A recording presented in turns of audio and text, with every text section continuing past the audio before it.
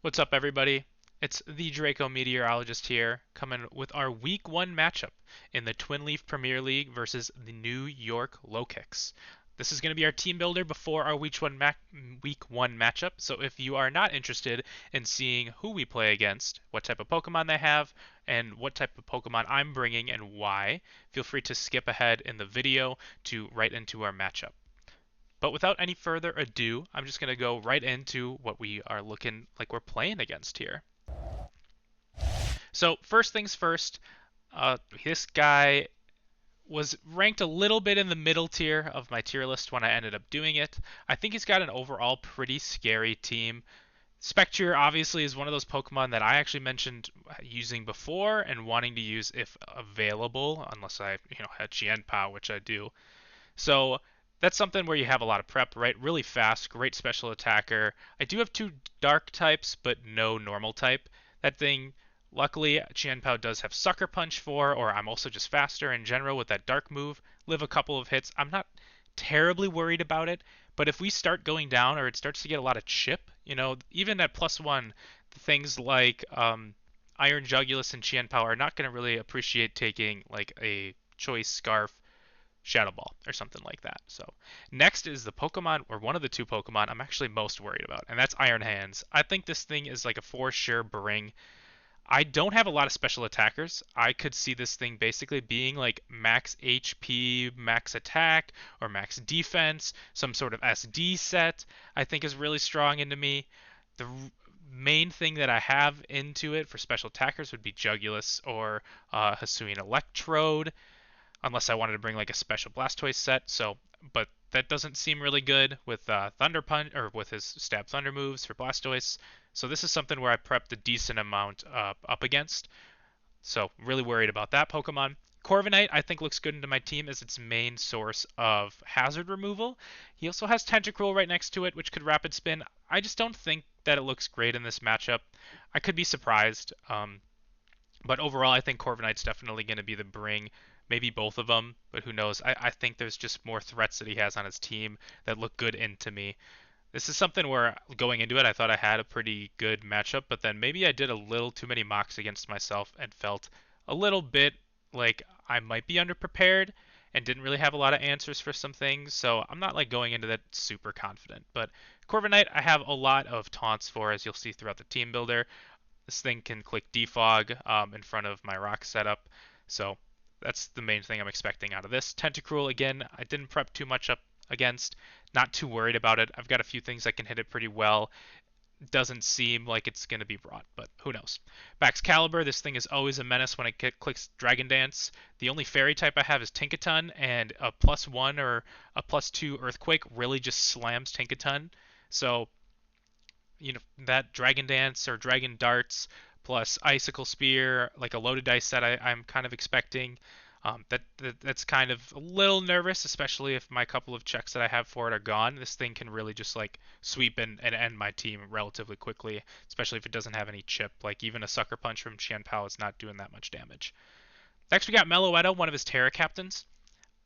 After using it and prepping against it, I think a special, potentially even like a Choice Scarf Meloetta set looks a little bit better than the physical side. The speed tier just doesn't reach to both Chien-Pao. It does get over Cinderace, but it just seemed relatively weak. I don't know. It didn't seem that great physically. Especially though, I think that it could have a really good Choice Scarf set. Make sure that it comes in the psychic type to deal with like an Okidogi, um, and things like that. So I'm not 100% sure. It looked okay, nothing too great. The other Pokemon that almost seems like a surefire bring, and really, in my opinion, one of his only like really good leads, is this Rotom Heat. I think Volt Switch is pretty free into my team. Gliscor doesn't really have much to hit this thing, so setting up like a nasty plot and then hitting it with an overheat, something I was pretty scared of. So that was kind of like one of my few checks for this Rotom. Also, just tossing Will-O-Wisps into my team looks generally really good. So I'm expecting a relatively fast, probably bulky set with like a plot, Volt, Overheat, and then a Will-O-Wisp are kind of the four moves that I thought looked best. Whimsicott's his other secondary Terra Captain. I have two things that outspeed it. I don't think Grass or Fairy look too great into my team, and my Terra captains don't think it's going to be brought. Didn't really prep against it. It's kind of a prankster bot. I like hope that it kind of comes, but who knows? Sandaconda again. I don't have like the greatest electric type. Sandaconda didn't look great into my team either. I don't even think it's that great of a Pokemon, and same thing with Bombirdier. So I just thought there was a lot better options in like those first 7 Pokemon. I really think it's going to be, 6 of those, but I could be surprised for the other 3. Setting up hazards, ground moves are like fine into my team, but Gliscor really walls both of them. It does not care about getting glared because it's going to have that poison orb on, and I can just set up hazards in front of your face. And if you really only bring like Corviknight, or if you bring like both Sandaconda and Tentacruel, then I feel like he's like leaving out options that I think were just a little bit better in my opinion. So, but who knows? Without further ado, let's take a look at my team here. Alrighty, first up on the list, we've got Qianpao, our Nidalee here. So we're going with a relatively simple Jolly set. We want to make sure that we outspeed that Spectrier with Sword of Ruin and a Life Orb. I was really between Swords Dance as well as just like a 4th move like Psychic Fangs. I ended up doing Swords Dance just because I felt like I could get it off a little bit more than I thought I would, as well as that Icicle Crash, Crunch, and Sucker Punch was more than enough coverage for the remainder of the team. The Psychic Fangs were going to be a little bit nicer into the Iron Hands, as well as the Tentacruel, but it felt like unless it didn't give me enough extra oomph compared to just having like a Sword Stance. So we have enough speed to outspeed his entire team, as well as the rest into attack and then HP. This is basically going to be that end game sweeper I'm hoping for. The Sucker Punch is really nice if you do have like a Choice Scarf on something that's still going to be doing a whole bunch of damage with that Life Orb. But the one thing is that having Corviknight, I think, might be one of its main checks, especially once it gets full HP. My Icicle Crash is not 2-hit KOing, unless there's like a roll that it could 2-hit KO after rocks, and Body Press just destroys me. So if I ever get Corviknight with a little bit of chip, that's why the rocks are going to be really important, potentially knocking off those heavy-duty boots. That's going to be really nice, which then brings us into our second Pokemon here, Gliscor, who is going to be doing exactly that. We have Gliscor right now at basically a max special defense set. I don't want this to be in front of most of his physical attackers. He's going to be checking the Rotom Heat, as well as some of his other special attackers. I'm actually completely forgetting right now. Meloetta, as well as Spectrier, do pretty well into them. I have just a classic Stealth Rock, Knockoff, Taunt, as well as a Protect set. For the Stealth Rocks, we want to get that up. I don't think it's going to be really easy for them to get rid of these Stealth Rocks. And then a Knockoff and Taunt to basically get off the items, and taunt a Corviknight that might want to come in and click, Defog in front of me or Roost Up if it has a little bit of damage on it. There's a small possibility after doing this team builder that I might do Crab Hammer instead of Protect Last to really deal with Rotom Heat. Like, pretty sure that I'm going to be changing that. I thought I changed it on the slide, but I guess not. So that's going to be the only change. But otherwise, this thing's going to set up rocks. It's going to make sure that Corviknight cannot get a defog off or heal up, as well as just do a little bit of chip damage, potentially either with Crab Hammer or do that into the Rotom Heat as well. Next, we have our main source of speed control, and that is going to be our Cinderace.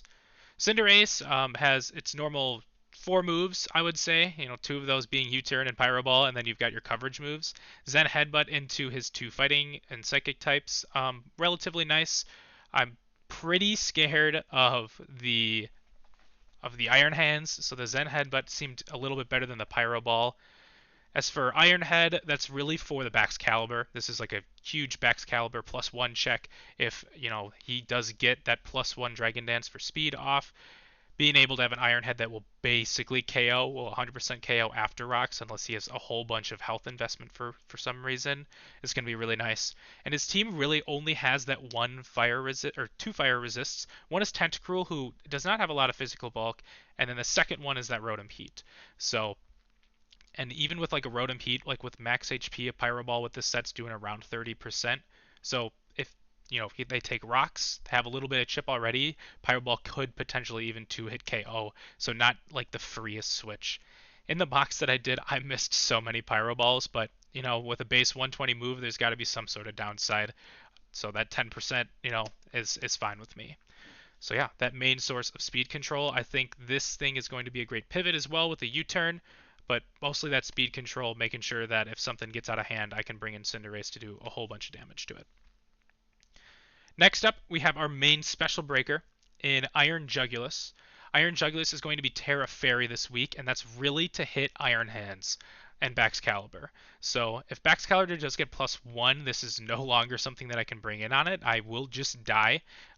Depending on, I guess, what type of moves they have, but like a +1 Earthquake as well as like a +1 like Icicle Sphere was most likely going to kill me. I think there was a few rolls where I would live. So it's going to make sure that Iron Hands cannot just set up freely, and if it does, this is going to be doing like 70-80% to it if it's like a max attack, max HP, or maybe like a max defense set, which I think is most likely. If this is an AV set, which is possible, I'm not as afraid of hands just because of the main like Swords Dance I think was really scary into my team, so it'll have a little bit less longevity, which will be nice. But other than that, we've got the basic four moves of Dark Pulse, Terra Blast, Earth Power, and Fire Blast. Fire Blast for that Corviknight, expecting it to be max defense.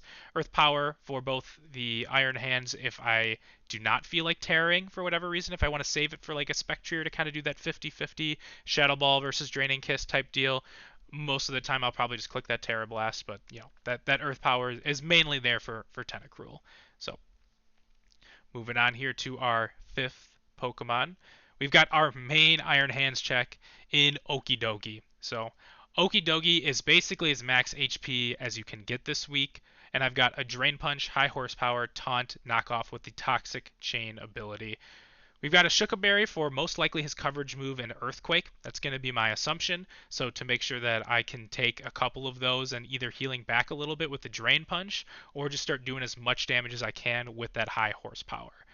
The taunt is again for Corviknight if he feels like he has a decent time of either setting up or boosting up a little bit, because I don't have too much to really hit the Corviknight, and then I also can't Toxic it. So the taunt and knockoff is for Corviknight if he ever ends up switching back out. This thing being max HP as well is going to be pretty decent for Baxcalibur. I will die unless I have that Shukaberry to an Earthquake, especially a +1 Earthquake, but I always KO back unless, again, very high HP and some sort of bold set with that Drain Punch. So, all right, on to our last Pokemon. These five were kind of the ones that I expected right away. They seem to look the best into, the New York Lokix team. So sixth is going to be hopefully the glue that holds it all together, and that's our big man Blastoise. A little bit of a weird set. We have an Assault Vest with max defense. So I wanted a little bit of both, and I'll explain the reasoning why. For a lead, I didn't really have a good answer to like a Rotom Heat. He could either Volt Switch on me, or I really felt like I couldn't bring Protect on Gliscor, or if I did bring Protect and then he just called it and clicked, like a Nasty Plot on me because I'm like afraid of getting Wisp so I can get that Toxic off. It really just poked a hole into my team almost immediately. So my plan is to lead with this Blastoise. It will take hits relatively good. So if I see Rotom Heat, to me, there's no reason why you would not just click Volt Switch in that spot. So I'll take roughly about 25 to 35 depending on the set. If it's like Specs or a Life Orb, then I will take a little bit more in Mirror Coat, and then I'll be able to dish that back to something. And a lot of the times I feel like that's going to be Iron Hands that wants to come in and set up on me. So basically having that guy's HP immediately is going to be really nice. The max defense is going to be for the rest of his team like a Baxcalibur, mostly having that body press, to deal a little bit of damage to him. Rapid spin and flip turn for, rapid spin for the rocks that might come. I don't think so, but they might. And the flip turn just for a little bit of momentum as well. So if I see that Rotom Heat, I am going to be clicking Mirror Coat. If I see anything else, it'll likely be a slow turn with a flip turn, unless it's Iron Hands. Then I might just immediately go into Okidogi. So that's going to be it for our team builder this week. Where is this? There we go. That's going to be it for our team builder this week. I am excited for this. I'm really nervous. This is going to be the first time I'm not playing against friends. So it'll be a little bit different. I don't believe there's a timer or there's like a timer starts after 1 hour. I doubt it's going to go that long. But yeah, you will be seeing me here pretty soon as we load into Showdown. Wish me luck, and I'll see you then.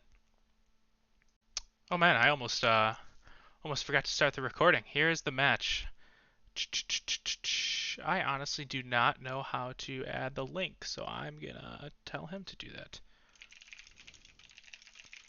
real quick.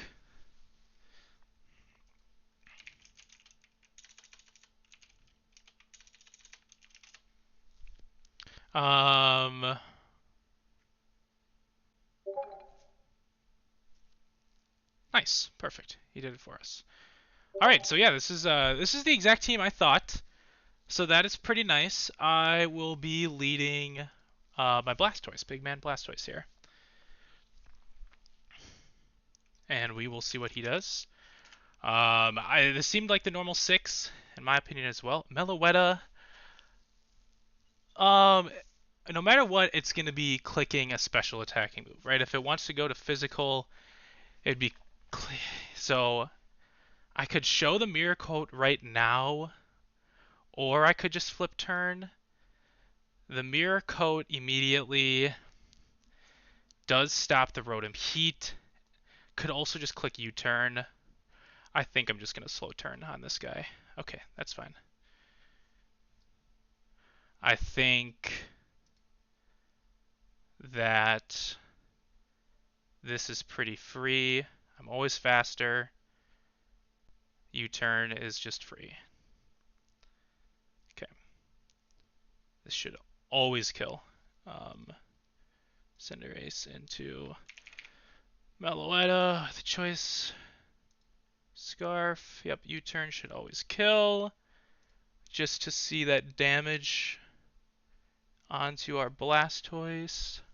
25 to 30. Oh, so this is probably a spec set, actually. That is a spec set, most likely. 38 to 45, no? I'm unsure, honestly. It's showing in between. Could be Scarf Modest. Okay. Did completely forget about Terra. We're doing great already. This thing...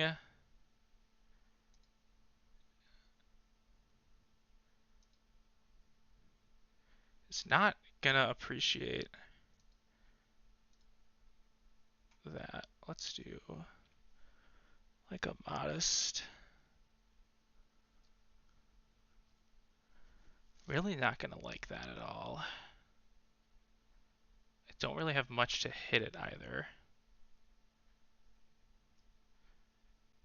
I think we have to go back into Big Man Blastoise.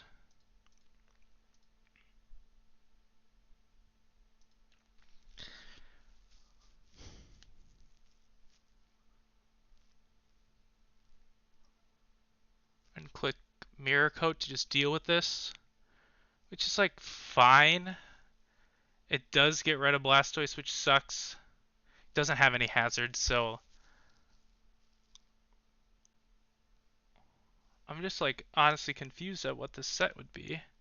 Cause like a Choice Scarf Modest into Blastoise did 31 and then 33. I could have gotten high rolled actually. Choice Scarf Modest makes the most sense. So no matter what. Okay. Yeah, there we go. Nice. This thing's dead. I'm fine with that. Not my favorite. I didn't prep much against that, so basically a 1-for-1. Not my favorite. But that's okay. We still have answers for everything still.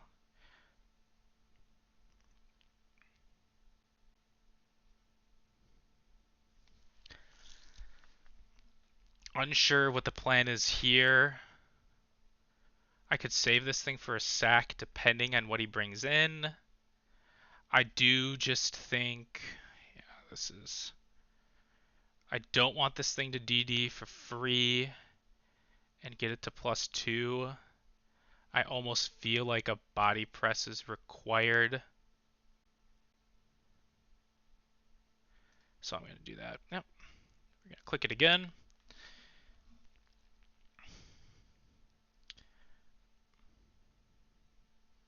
Totally fine. I can bring you in again. The Choice Scarf set should be pretty obvious. It's got to be Rotom Heat, right? Like almost guaranteed Rotom Heat. I can activate the Toxic Orb here. Like, how much are you doing into Baxcalibur here with a U-turn? Nope, not Qianpao. We have Cinderace U-turn. Is not killing, which sucks. Pyro Ball does the most into Rotom as well. So I'm going to click that. Sweet. All right. We take that. I'm really glad. I'm really glad I clicked that move. Really glad. Because if I try to overthink it, clicked U-turn, it puts me automatically into the back foot. It was always this. It was always this.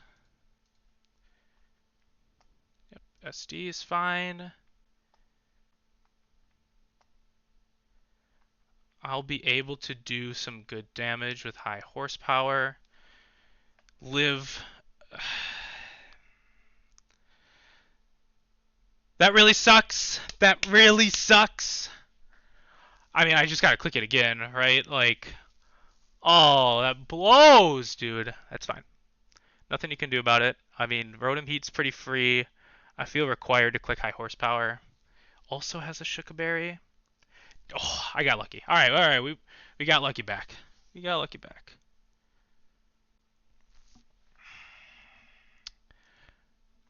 Had the Shuka Berry as well. Jugulus, Terra Fairy into, let's go with Iron Hands. We have an SD set.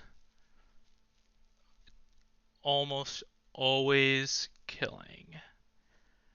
Yeah, and this is with a good amount of special defense. So it's you, yep, like that. We'll see Rotom Heat looks normal here. I'm really glad I have the Quark Drive. Special attack will be very nice.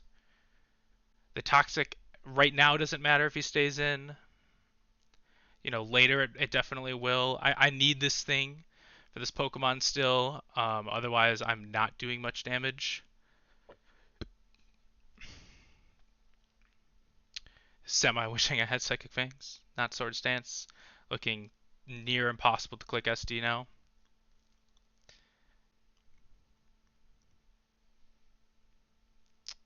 I mean, otherwise I also have Terra Flying. If he stays in and I get this, like, I'm feeling really good.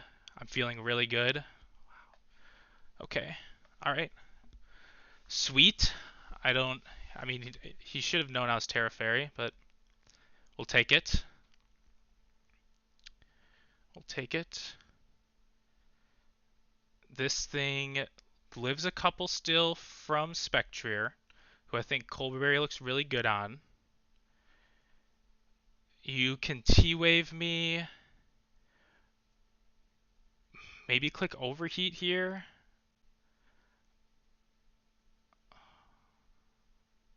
I've got Fire Move.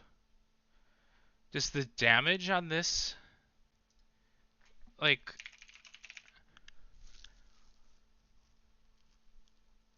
are you like Choice or something? Dark Pulse is doing half your health. If you're +1 Overheat, I'm not dying.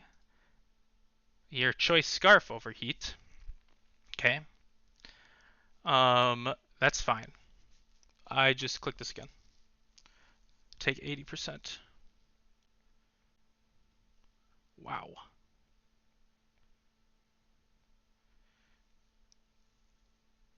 It's always you. If he wisps here, congrats to him.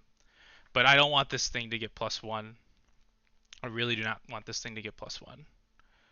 Oh, that is scary.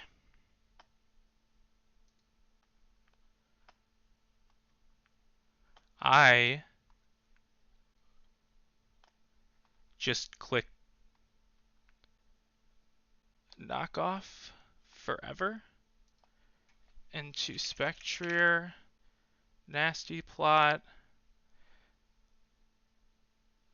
I think, yeah, I just click it forever.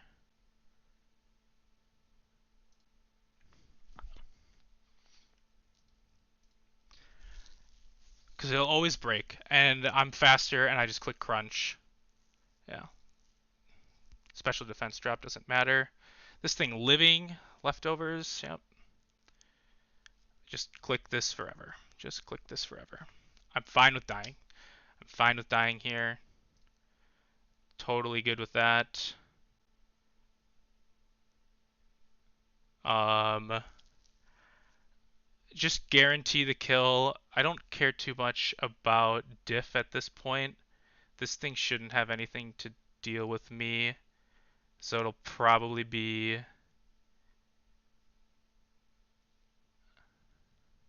I just don't want to lose, right? Like my fire moves have a chance of missing. And this thing will die with a body press. But we'll see. We'll just click crunch. We will just click crunch. All right. Yep. Interesting. Yep. I'm fine with sacking this. I just want the damage. Potentially get a flinch. Then this thing gets 2. Potentially flinch. Rub it for a flinch. Nope. Sick. And I live. Hilarious. I just crunch. I know I'm gonna die to this thing. This is guaranteed win here. Yep, that's fine.